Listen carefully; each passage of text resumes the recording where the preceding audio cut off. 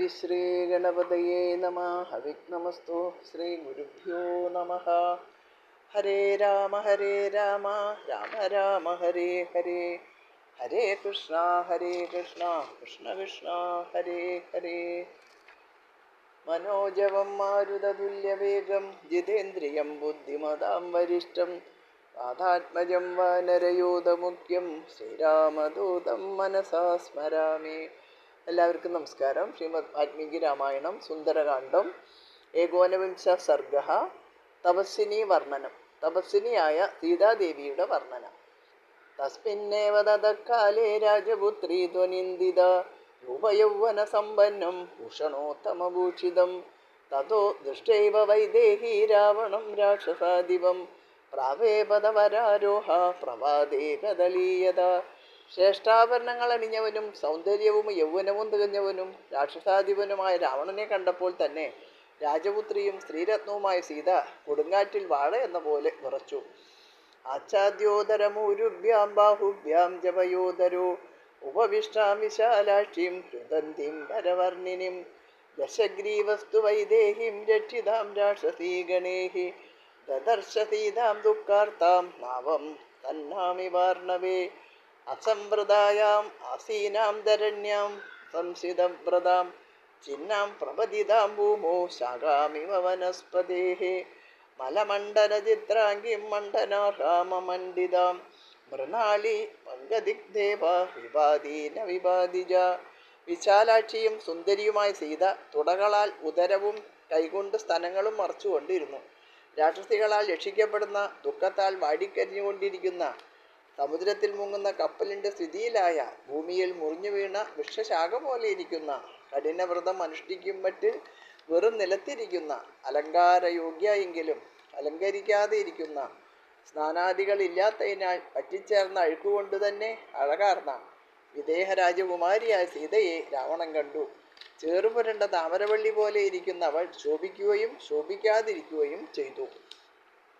സമീപം രാജസിംഹസ്യ രാമസ്യ വിദിതാത്മന സങ്കൽപ്പഹയ സംയുക്തേ ഹാദ്യേമിവ മനോരഥേഃ ശുഷ്യന്തിം രുദതിം ഏകാം ധ്യാനശോകപരായണാം ദുഃഖസ്യാന്തമപശ്യന്തിം രാമാം രാമമനുവൃതാം വേഷ്ടമാനാം തഥാവിഷ്ടാം വന്നകേന്ദ്രവധൂമിവ ധൂപ്യമാനാം ഗ്രഹേണേവ രോഹിണീം ധൂമകേതുന വൃത്തശീലകുലേ ജാതാം ആചാരവതിധാർമ്മികേ പുനഃസംസ്കാരമാപന്നാം ജാതാമിവ ചതുഷ്കുലേ അഭൂതേനാപവാദേന കീർത്തിം നിപതിതാമിവ ആമ്നായാനാമയോഗേന വിദ്യാം പ്രസിദ്ധിലാമിവ. രാജശ്രേഷ്ഠനും ആത്മജ്ഞാനിയുമായ ശ്രീരാമന്റെ സന്നിധിയിലേക്ക് സങ്കല്പങ്ങളാകുന്ന കുതിരകളെ പൂട്ടിയ മനോരഥത്തിൽ സഞ്ചരിക്കുന്നവളെ പോലെ ആയിരുന്നു സീതയുടെ ഭാവം. ദുഃഖത്തിൻ്റെ അറ്റം കാണാകയങ്ങളിലേക്ക് ആണ്ടുപോകുമ്പോഴും രാമശരണേകചിത്തയായി കഴിഞ്ഞിരുന്ന അവൾ മന്ത്രബന്ധിതമായ നാഗകന്യകയെ പോലെയായിരുന്നു. ധൂമകേതുവിനാൽ പീഡിതയായ രോഹിണി നക്ഷത്രം പോലുള്ള സീത ഉത്തമ കുലജാതയും സൽക്കുലത്തിലേക്ക് നടന്ന വിവാഹത്താൽ കൂടുതൽ സംസ്കൃതയും ആയിരുന്നുവെങ്കിലും ഇപ്പോൾ ദുഷ്കുലത്തിൽ വളർന്നവളെപ്പോലെ ആയിത്തീർന്നിരിക്കുന്നു.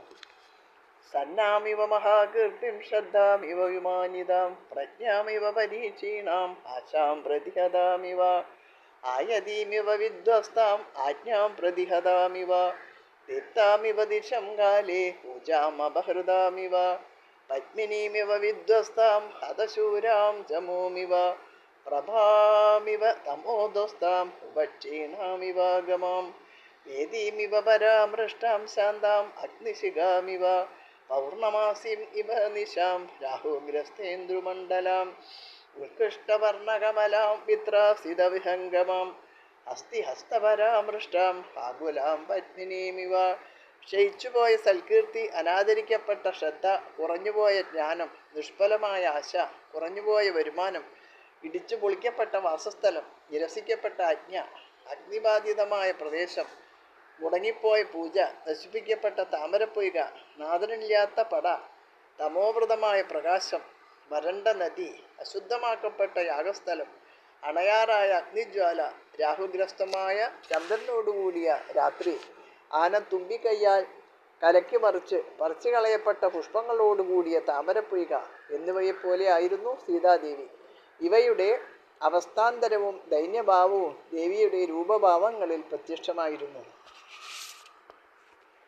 ദുർമാർഗചാരിയായ രാക്ഷസാധിപന്റെ അധീനത്തിൽ കഴിയുന്ന പതിവ്രതാരത്നമായ സീതാദേവിയുടെ നിസ്സഹായ അവസ്ഥയും ദുഃഖവും സ്ഥൈര്യവും എല്ലാം ഇതുമുതൽ അവസാനം വരെയുള്ള പദ്യങ്ങളിൽ പ്രയോഗിച്ചിട്ടുള്ള ഉപമകളിൽ സ്ഫുടമാണ്.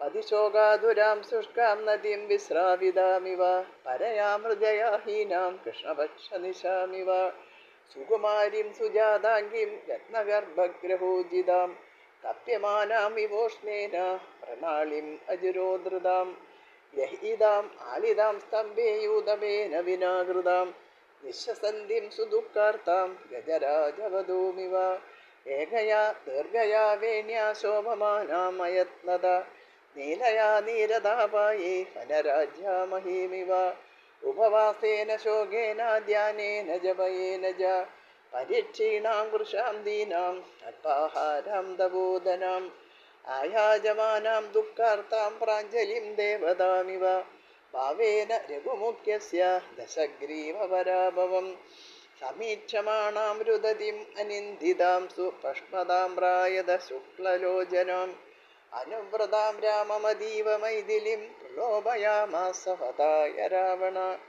ഭർതൃവിരഹ ദുഃഖാർത്ഥത്താൽ പാടിയ സീത ചാൽവെട്ടി വെള്ളമാർന്നു കളഞ്ഞ നദിയെപ്പോലെയും പറിച്ചെറിയപ്പെട്ടതും വെയിൽ കൊണ്ട് വാടിയതുമായ താമരവള്ളി പോലെയും കൊമ്പനിൽ നിന്ന് വേർപിരിച്ച് തൂണിൽ തളയ്ക്കപ്പെട്ട ദുഃഖിതയായ പിടിയാന പോലെയും ആയിരുന്നു. സ്നാനാദികളില്ലാത്തതിന കൃഷ്ണപക്ഷരാത്രി പോലിരിക്കുന്ന സുന്ദരിയും ശ്യാമനേത്രയുമായ സീത പിന്നിയ നീണ്ട തലമുടിയിൽ അലങ്കൃതയും വർഷകാലത്തെ ശ്യാമഹരിതമായ വനപ്രദേശം പോലെ ശോഭിക്കുന്നവളും ആയിരുന്നു. ഉപവാസം, ശോകം എന്നിവയാൽ മെലിഞ്ഞവളും ചിന്ത, ഭയം എന്നിവയാൽ മനസ്സു മുട്ടിയവളും മനസ്സുകൊണ്ട് ദശമുഖനാശം പ്രാർത്ഥിക്കുന്നവളും ഭയത്താൽ നാലുപാടും നോക്കിക്കൊണ്ടിരിക്കുന്നവളും രാമനെ മാത്രം ദൃഢമായി ആശ്രയിച്ചിരിക്കുന്നവളുമായ വൈദേഹിയെ, അതായത് രാമപത്നിയെ, രാവണൻ മരണഹേതുവായി അത്യധികം കാമിച്ചു. ആ നിയന്ത്രിതമായ കാമം കാലപാശം കഴുത്തിൽ കുരുങ്ങാനുള്ള കാരണമാണ്. ഏതു വികാരവും മനസ്സിൻ്റെ പിടിയിൽ നിന്നും വിട്ടുപോയാൽ ആ വ്യക്തി ചെന്നു വീഴുന്നത് നാശത്തിൻ്റെ അഗാധഗർത്തത്തിലാണ് എന്ന് വ്യക്തം. ഇത്യാശേ ശ്രീമദ് രാമായണേ വാൽമീകിയെ അധികാവ്യേ സുന്ദരകാണ്ഡേ ഏകോനവിംശ സർഗഃ. 19ാമത്തെ സർഗം ഇവിടെ അവസാനിച്ചു. എല്ലാവർക്കും നമസ്കാരം. ഹരേ രാമ രാമ രാമ ഹരേ ഹരേ, ഹരേ കൃഷ്ണ കൃഷ്ണ കൃഷ്ണ ഹരേ ഹരേ. ഇനി രാവണൻ്റെ പ്രണയപ്രാർത്ഥന അത് അടുത്ത വീഡിയോയിൽ കേൾക്കാം. എല്ലാവർക്കും നമസ്കാരം.